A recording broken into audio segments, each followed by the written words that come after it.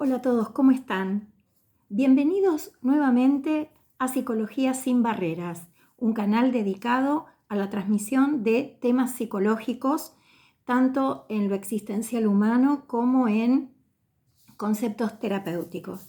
Y a propósito, hoy te voy a hacer una pregunta que seguramente si hiciste terapia o si estás pensando en hacer terapia, esto va a sucederte. ¿Te ha pasado en algún momento que dejaste de tener ganas de ir a terapia? ¿O en algún momento dijiste, no tengo nada para decir hoy, mejor quiero la sesión la semana que viene? ¿Te pasó de decir, ya no tengo tantas ganas como antes? ¿O el terapeuta no me parece del todo adecuado repentinamente? ¿O bien te olvidaste que tenías que ir a terapia, se te pasó el día o llegaste muy tarde a la sesión? ¿Estos obstáculos los viviste? Bien, hoy acá en Psicología sin Barreras vamos a hablar de las resistencias, estas fuerzas psíquicas que de repente empiezan a oponerse frente al avance del tratamiento. Cuanto más vamos avanzando, pueden aparecer algunas de estas situaciones que realmente quizás sentís que te hacen retrasar el tratamiento. A veces también aparece bajo otra figura. Ya estoy bien, ya no necesito más. Ya hablé de lo que quería hablar y ahora siento que estoy mejor. Bueno, son distintas formas en que aparecen obstáculos que te dificultan el poder recordar situaciones o hablar de aquello que realmente necesitas hablar para lograr el cambio. Sí, bueno, soy Patricia Castro y me gustaría que veas este video hasta el final, que habla sobre la verdad y sobre las situaciones profundas de la incomodidad de la terapia. Sí, bueno, sin más dilación, entonces, más que para pedirles que se suscriban si aún no lo han hecho a este canal Psicología sin Barreras y toquen la campanita para recibir notificaciones. Y ahora sí, vamos a comenzar con nuestro tema. Recuerdo en la Odisea, ¿no? El libro griego de Homero, que después de salir del Hades, Ulises vuelve a la isla de Circe, la hechicera. Y ésta le traza un mapa mental acerca de aquello que está por venir. Le dice de los peligros que va a vivir a futuro. Las sirenas, Escila y Caribdis, y también lo que va a sucederle en la Isla del Sol. Y lo va a preparar, le va a dar un método para que no sucumba frente al canto de las sirenas. Debemos recordar que estas sirenas no es que cantaban solamente para distraerlo, no, sino que eran muy seductoras y que también buscaban temas en su canto que Ulises quería saber. Él estaba mucho tiempo fuera de su casa, había estado ya muchos años y quería saber qué iba a pasar. Y ellas invitaban a que él escuche aquello que él quería escuchar. Cosa muy importante cuando una persona decide hacer terapia. ¿Qué va a querer escuchar del terapeuta? ¿Aquello que lo calme o aquello incómodo que lo pone contra las cuerdas? Bien, entonces Circe lo prepara a Ulises y le da 3 métodos. Le dice cera para los oídos de los remeros del barco, el que se ate al palo del mástil para evitar el ir hacia las sirenas y finalmente que no puedan escucharlos los remeros, ¿sí? Que a pesar que él griten, no lo obedezcan, ¿sí? Estas son las 3 técnicas que le da Circe, la hechicera, para que no sucumba a las sirenas. ¿Y por qué traigo esto de Ulises? Porque se parece muchísimo a lo que se vivencia en una terapia, ¿sí? Recordemos que cuando alguien va a hacer una terapia, aunque sea de diferentes estilos, acá, si bien este tema surge del análisis, o sea, del psicoanálisis freudiano, pero va a aparecer esta conducta, esta situación, van a aparecer en las diferentes estilos y escuelas terapéuticas, ¿sí? Cuando un proceso se lleva a cabo en profundidad, ¿sí? Cuando el proceso, va empujando hacia el trabajo y al cambio. ¿Y por qué se parece a esto? Bueno, porque lo primero que sucede en una terapia es que vamos con nuestros síntomas, vamos con nuestros conflictos, vamos con la angustia, vamos con la emoción a flor de piel de lo que está sucediendo aquí y ahora. Hay algo que nos está sucediendo que queremos resolver. Pero a veces no es solo resolver la cuestión que nos aqueja en este momento, sino también una terapia, ¿sí? Tiene como objetivo mover hacia una posición diferente al sujeto. Es decir, si yo vengo padeciendo ciertas situaciones desde una postura particular, bueno, no solo es resolver la situación in situ, ¿sí? De esto que me está sucediendo. Para que no vuelva a repetirse, tengo que modificar o tengo que empezar a tener unos cambios de posicionamiento en la vida, ¿sí? Y esto es lo más difícil en una terapia. Entonces, cuando la persona va a terapia, una de las reglas fundamentales de la terapia es decir todo lo que se pase por la mente, ¿sí? Es hablar de todo absolutamente sin censuras ni restricciones. Esto es asociar libremente aunque algo parezca tonto o nimio, sobre todo si estamos hablando desde un análisis profundo. Pero todo lo que diga va a ser importante, ¿sí? Bueno, esa es la regla fundamental. Entonces, lo que sucede al comienzo de la terapia es que se empieza a hablar, se empieza a relacionar lo que está pasando con hechos o sucesos que tienen que ver con ese contexto y también aparecen recuerdos que van siendo comunicados, ¿sí? Ahora bien, en general, luego de un tiempo, que no podemos decir cuánto tiempo, y cuando en general estos síntomas empezaron a ceder, por ejemplo, gente que acude con problemas físicos, típicamente cuando el médico dice anda al terapeuta, anda al psicólogo, prueba con una terapia porque físicamente no tenés nada, pero vos sentís los dolores, bueno, es en ese momento cuando esto ya empieza a ceder y nos empezamos a navegar como Ulises en aguas profundas, ¿sí? Y empezamos, yo digo como metáfora de la incomodidad de la terapia, empezamos a defendernos. ¿Por qué? Porque estamos descendiendo a nuestro propio infierno emocional, mental, ¿sí? Cuando empezamos a trabajar aquello que nos incomoda, van a empezar a aparecer resistencias, ¿sí? Bien, ¿qué son las resistencias? Son fuerzas psíquicas que se oponen a que aparezca aquello que está reprimido, aquello que tiene que ver con lo traumático y aquello que tiene que ver con generar dificultades en la terapia, ¿sí? Es decir, yo estoy trabajando, avanzando, pero aparecen estas resistencias, ¿sí? Estos obstáculos que tienen que ser trabajados por el terapeuta. ¿Cuáles son en cierta cuestión común este tipo de resistencias?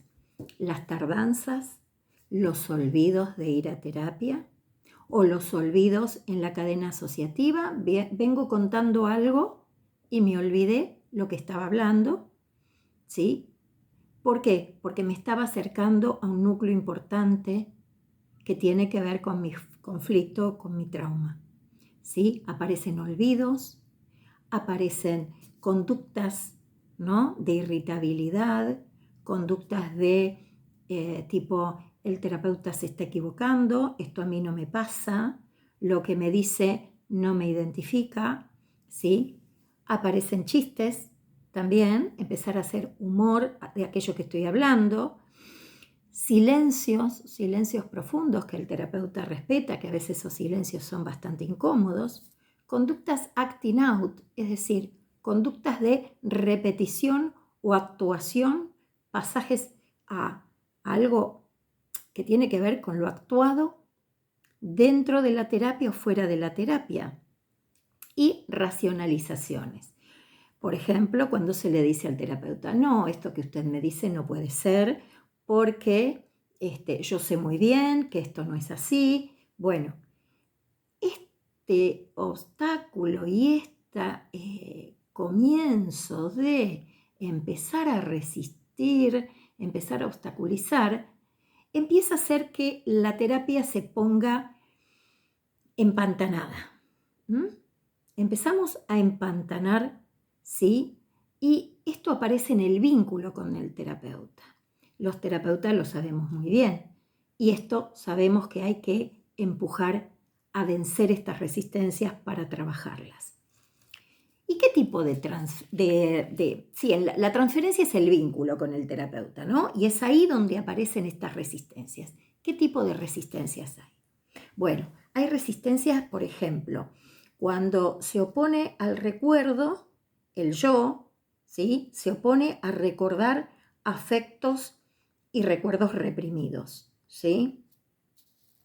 ¿Sí? Este tipo de resistencia es cuando estoy hablando y no me acuerdo más, o me desvié del tema, o cambié, ¿no?, el curso de la conversación, ¿sí? Este es un ejemplo. Otro ejemplo es, por ejemplo, las resistencias en el vínculo de la transferencia. Es decir, algo que me dice el analista, algo que pasa con el analista, algo en este vínculo transferencial, me hizo recordar inconscientemente algo de las figuras importantes de mi infancia. Situaciones que vengo hablando de mis padres, ¿sí? Mis padres, madre y padre, me empieza a despertar un afecto y yo no lo vuelco hacia ellos, lo vuelco hacia el terapeuta. Ahí empiezo o a idealizar el terapeuta o a descalificarlo, ¿sí? En medio de esta situación, que yo después les voy a dar ejemplos, aparecen cuestiones de la vida del terapeuta que me empiezan a repercutir en mí y empiezo a querer desviar estos afectos hacia las figuras importantes de mi pasado, hacia el psicólogo o la psicóloga, ¿sí?, responsabilizándolo, cuando en realidad esto tiene que ver con algo que me despertó de mis propios padres en la infancia. Bueno, eso es una resistencia en el vínculo, ¿sí? Y ahí puede aparecer la situación de, no quiero contarle más nada, no, me ofendió, no quiero ir, o si bien no aparece esto, ¿sí?, algo no me gustó y ya la próxima sesión tardo o me equivoco. Por ejemplo, les voy a narrar una que me pasó a mí cuando yo estaba en análisis. Bueno, fui a la sesión como siempre, tenía que ir a las 3 de la tarde puntual, pero me equivoqué de edificio. Es más, estaba tocando timbre en el edificio de al lado. ¿Sí? Imposible era equivocarse, pero algo me estaba frenando para ir a ver a mi terapeuta. Y me fui al edificio de al lado, que habían otros terapeutas trabajando, ¿no?, en una zona donde había distintos terapeutas en diferentes edificios. Pues me fui al edificio de al lado, como si quería decirle, me voy con otro, con vos no quiero hablar, ¿sí? Bueno, eso es en el vínculo. Por supuesto que esto lo llevé a la terapia y bueno, fue trabajado, por supuesto, donde estaba apareciendo una resistencia que tenía que ver con mi infancia, ¿sí? Bien. Después hay resistencias que tienen que ver con repetición de conductas.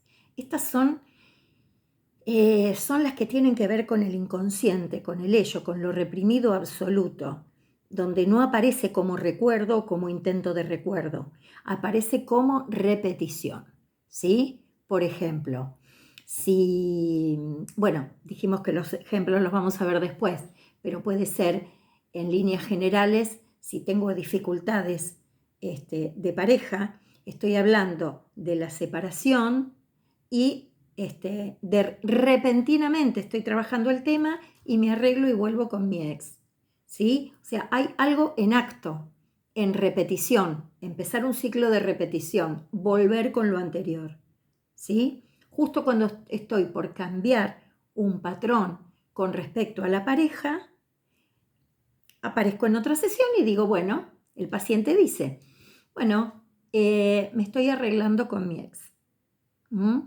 Repito un ciclo anterior, ciclo de repeticiones. Esta es otra forma de resistir al cambio. Sí, después tenemos otro tipo de situaciones, ¿no? Las resistencias que aparecen como necesidad de castigo. Yo me siento mejor, estoy avanzando y de repente hago un retroceso, ¿sí? Donde empieza a operar la culpa por sentirme mejor, la culpa por estar cambiando. Y ahí aparece una repentina vuelta hacia atrás y a necesitar estar enfermo. Volver para atrás con los síntomas, con la reaparición de síntomas o también con enfermarme para no seguir hablando. ¿Sí? Esta es una forma de operar del super yo, de los mandatos, ¿no?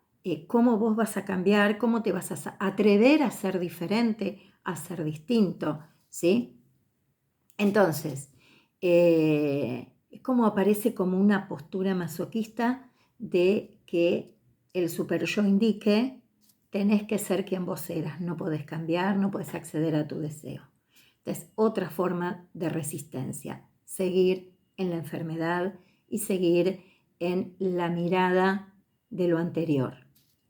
Luego tenemos otro estilo que es el beneficio secundario del síntoma. ¿Qué quiere decir? Por ejemplo, esta es muy típica, que hasta publicidades se han hecho con esto.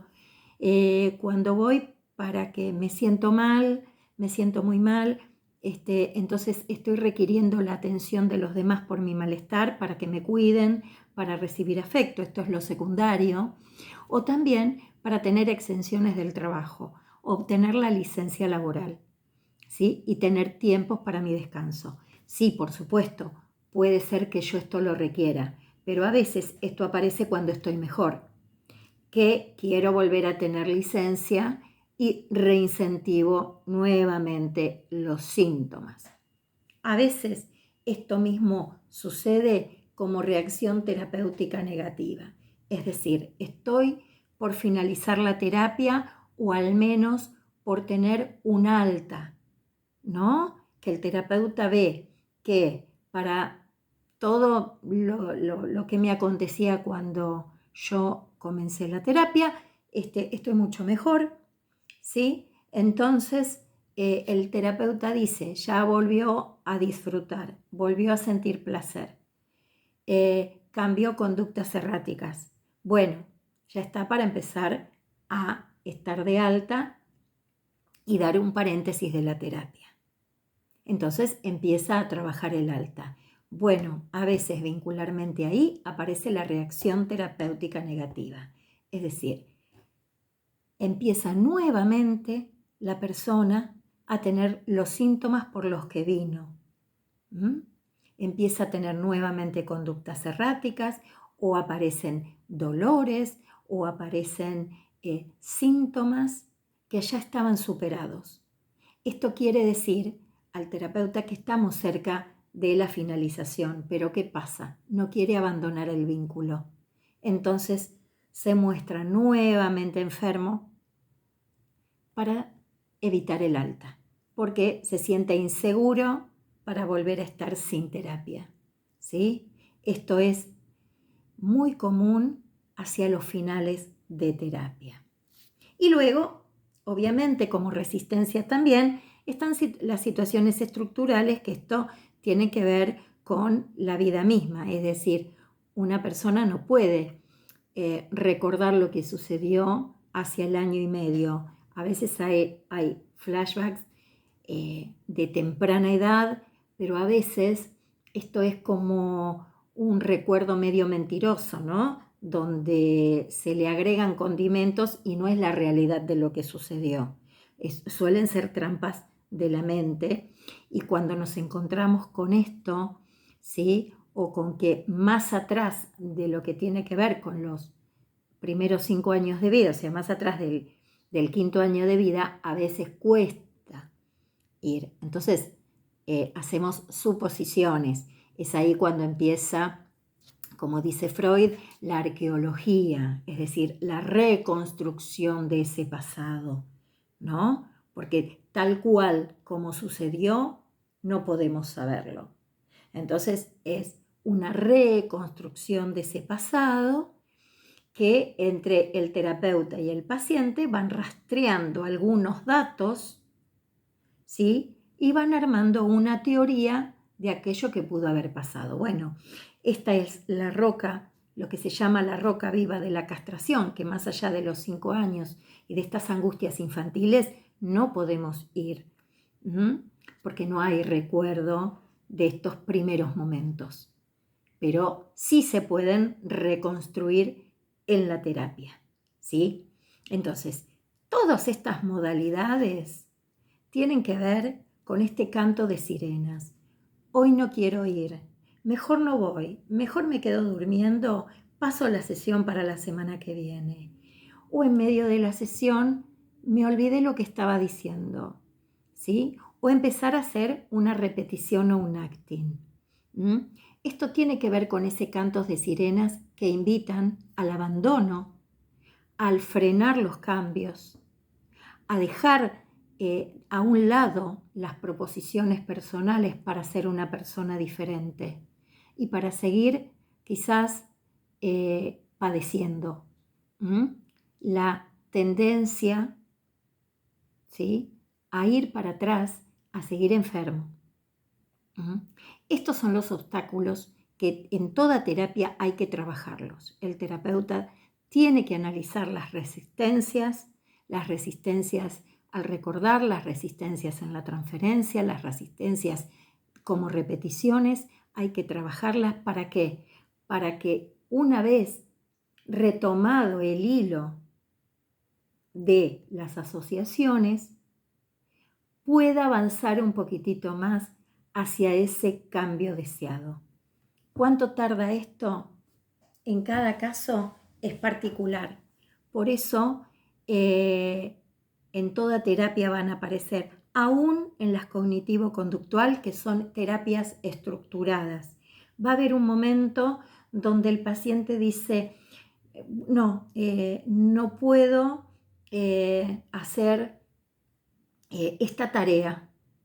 Por ejemplo, un terapeuta cognitivo que le diga, bueno, para la semana que viene tráeme anotado todo lo que hiciste, ¿sí? Y en rojo, cuando cambiaste y volviste a hacer aquello que no te hace bien. ¿Cuándo recaíste? ¿Sí? Por ejemplo, ¿cuándo te quedaste en la cama más tiempo? Bueno, una persona, por ejemplo, con depresión. Bueno, anótamelo. Y la persona dice, llega el último día, no anoto nada porque no le permite el cambio, la situación. Entonces, ¿qué hace? No, mire, no puedo ir porque tuve un problema, porque mi madre le sucedió algo, porque en el trabajo me cambiaron el horario, ¿sí?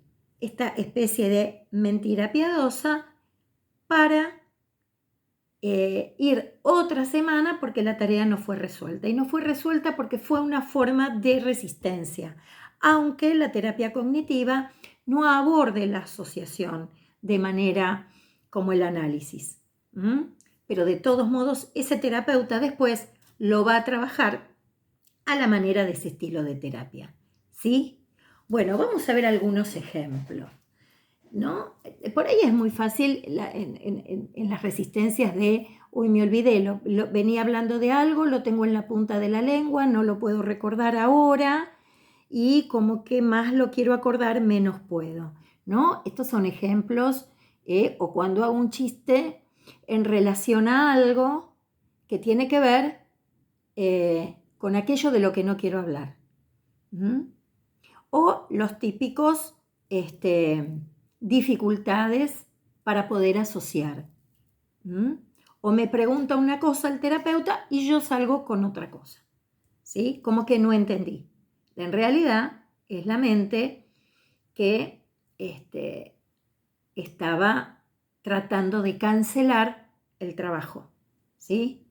Bien, en el caso de estas resistencias en el vínculo, en la transferencia, les voy a contar un caso de una persona que cuando el analista le comunicó que no se iban a ver por 2 semanas porque se iba de vacaciones y se lo anticipó un mes antes para que la persona pueda acomodarse al hecho de que el terapeuta no va a estar por 15 días y que en 15 días no lo iba a ver, esta persona, ¿sí?, empezó a enojarse con el terapeuta, tremendamente. Le empezó a reprochar que lo estaba abandonando, ¿no? Usted me abandona, en diferentes palabras, dijo, usted me está abandonando y se empezó a enojar. Obviamente el terapeuta tomó esto y empezó a analizar esta serie de reproches, ¿no? Y empezó a aparecer un material recordado de que cuando era niño, su padre, que tenía otra familia, a él no lo llevaba en sus vacaciones. El padre iba de vacaciones con su nueva familia y a él no lo llevaba con él. ¿Sí? Bueno, esto apareció como una resistencia en la transferencia, en el vínculo con el terapeuta, enojándose enormemente, pero no sabía por qué se enojaba. Se enojaba porque el terapeuta se iba y decía que lo abandonaba. Cuando el terapeuta empezó a trabajar este tema, si lo hubiera dejado pasar por alto, ¿sí?, quizás el paciente no volvía a terapia, ofendido porque el terapeuta se tomaba vacaciones. Como el terapeuta empezó a trabajarlo, finalmente le dijo, bueno, pero es que su padre no lo llevaba de vacaciones. Y ahí apareció la angustia, apareció el llanto, emergió el afecto y realmente apareció el problema que estaba obturado y obstaculizado. Por eso muchas veces cuando está dirigida una idealización, es el mejor terapeuta, es bárbaro, es excelente. Quizás hay algo de la madre o del padre o de alguna figura importante de la infancia que está idealizándose en esa persona. Es por eso que el terapeuta generalmente no brinda información ni de lo que piensa ni de su vida privada, solo se remite a interpretar y a trabajar lo que el paciente trae, porque incentiva las fantasías del paciente. Bien, en el caso de las repeticiones, cuando empieza una conducta acting, ¿sí?, como por ejemplo que puede ser fuera de terapia, ¿sí?, o dentro de la misma terapia, me viene un caso de Jacques Lacan, que era un hombre que se quejaba, él estaba mal porque decía que no tenía ideas brillantes y copiaba de otros autores, copiaba ideas de otros y que él no podía escribir sus propias, que él no tenía ideas. En algún momento de la terapia, Lacan no escuchó realmente para trabajar algo de lo cual el paciente estaba diciendo, y sucedió que cuando el paciente sale de la terapia no siendo escuchado, intentó comer sesos frescos, es decir, sesos crudos. Este acting fuera de la terapia tenía que ver con eso que no fue escuchado, con esto de que él quería ideas de otro, por eso quería comer, incorporar un seso. Entonces, este es un tipo de acting out. ¿Sí? Una conducta acting. Muchos adolescentes cuando no son escuchados en sus familias, ¿no? Porque todavía el adolescente está en transferencia con sus padres o está en esa transición entre su familia, sus amigos, sus pares, la escuela, los docentes y por supuesto sus terapeutas. Muchas veces cuando no son escuchados, ¿sí? Y no pueden verbalizar, porque nadie los invita a verbalizar aquello que lo angustia, estas conductas acting tienen que ver con los cortes, los cortes profundos en las muñecas, cortes en los brazos, ¿sí?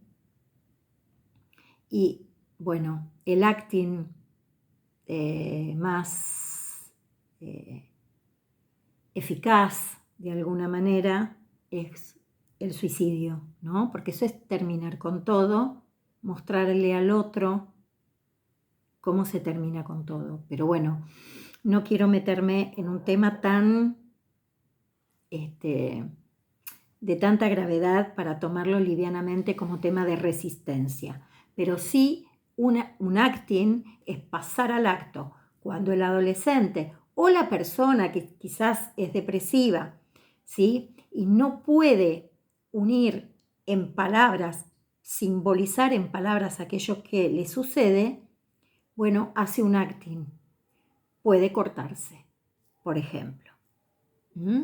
Esto es, si está en terapia, es una compulsión a la repetición de situaciones, como con un acting. ¿Sí? Hay otros actings que no tienen que ver con hechos corporales, pero tienen que ver con volver a conductas que ya había dejado. ¿Sí?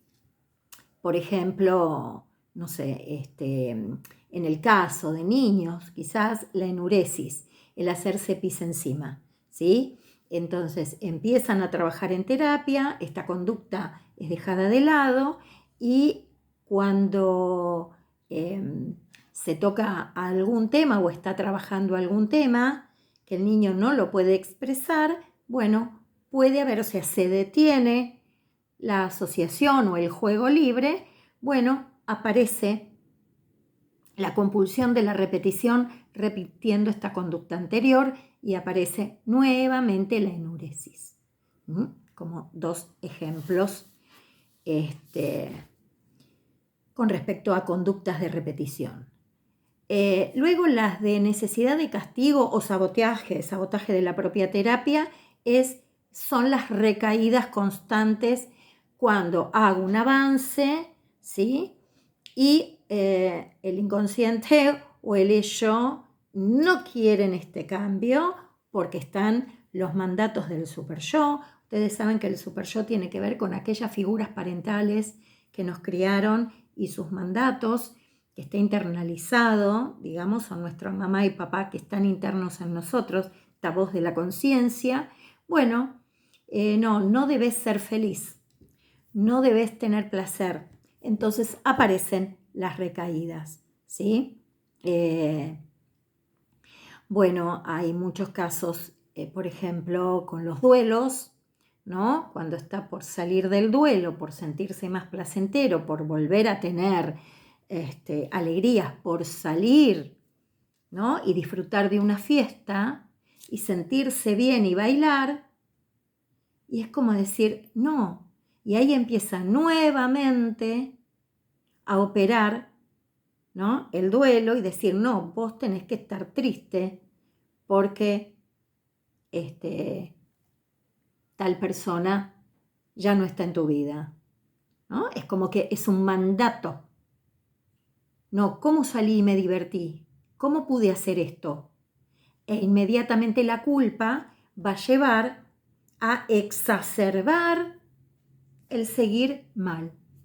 No, yo tengo que estar mal, yo estoy mal. Quizás no lo expresa así, sino directamente reincentiva un síntoma. Me duele demasiado, estoy con la presión muy alta, estoy con dolor en la garganta.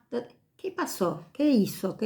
No, salí y la pasó bien. No, yo no tenía que... Bueno, ahí empieza a aparecer este sentimiento que lleva a boicotearse, ¿sí? El haberse sentido bien. Bien, y los beneficios secundarios de la enfermedad, hoy por hoy los vemos, de hecho, en situaciones de licencias laborales, pero también, por ejemplo, yo, no sé, supónganse una persona que tiene síntomas físicos como jaquecas, migrañas, ¿sí? Pero no es totalmente físico, sino que estas migrañas aparecen ante diferentes situaciones. Bueno, entonces hay un componente psíquico importante y se le indica terapia, ¿sí? Bueno, y a partir de esta ganancia primaria, ¿no? De decir, bueno, con el dolor no puedo ir a trabajar, pero también hay un beneficio secundario, además del descanso, es que estoy atendido, ¿no? Mi mamá me atiende y es una forma de recibir el cariño de ella. En relación a esto, les voy a contar un caso de una persona joven que cada vez que estaba mucho mejor, ¿sí? Buscaba hablar con sus padres, pero los padres no le prestaban oído. Entonces empezaba con intensas angustias hacia su recaída, ¿sí? En donde amenazaba con cortarse, y ahí aparecían los padres, en la enfermedad. O sea, que era escuchada en la enfermedad, pero no era escuchada en sus logros, ¿sí? Y seguía esperando que estos padres modificasen la conducta. Entonces, lo que se trabajó fue esto, ¿no? El independizarse de estas situaciones, ¿no? Porque estos padres, evidentemente, no podían disfrutar con esta persona, no podían disfrutar los logros. Sí estaban como enfermeros, más que padres, ¿sí? Este es un ejemplo de beneficio secundario. Quiero el amor de mis padres, me vuelvo a sentir mal, vuelvo a hacer una conducta, vuelvo a repetir una conducta anterior, ¿sí? Bien, y las reacciones terapéuticas negativas, como les dije, es cuando uno empieza a dar las altas. Ha sucedido de personas que uno le dice, estás mejor, por aquello que viniste ya está suficiente. Hicimos durante estos años, hemos trabajado fuertemente el tema de las relaciones de pareja. Y bueno, y cuando ya estamos trabajando al final, aparece la angustia, ¿no? Con el temor a la soledad. Pero esto era algo que ya había estado trabajado. Bueno, quiere decir que lo que le cuesta es desprenderse del terapeuta, ¿no? Con ese temor a iniciar sola su nueva etapa. Esto es trabajado hasta que finalmente se acuerda, ¿no? Empieza nuevamente una cadena asociativa, reconoce su inseguridad y perfectamente se da cuenta de que puede estar sin la terapia. ¿Sí? Y retoma su vida sin terapia, habiendo generado un cambio importante con respecto a las parejas compulsivas y armar la familia de manera compulsiva, ¿sí? Donde no conocía al otro demasiado bien y después aparecía, en 2 oportunidades apareció que no conocía al otro y aparecieron los problemas. Bueno, porque tampoco podía conocerse a sí misma. Y que en general el otro era alguien que acompañaba el miedo a estar sola. ¿Sí? Bueno, esto pudo ser trabajado, ¿sí? Pero no sin antes que se recrudezca antes de terminar la terapia. Bueno, y ustedes me dirán, bueno, y todas estas cuestiones que aparecen en terapia, ¿cómo puedo hacer que no aparezca? No podés hacer que no aparezca, porque si vos vas a trabajar en profundidad, más allá de la conducta que te aqueja, lograr un cambio real que necesitas para tu vida, ¿sí? El terapeuta va a ofrecer, ¿sí? Aspectos importantes de su conducta. La neutralidad, esto es abstenerse de mostrar su propia vida, por ejemplo. A veces los terapeutas sí utilizamos alguna cuestión de nuestra vida, pero para generar algo en el otro, en casos en que es necesario, no en todos los casos. Pero es la regla, en general, es la neutralidad.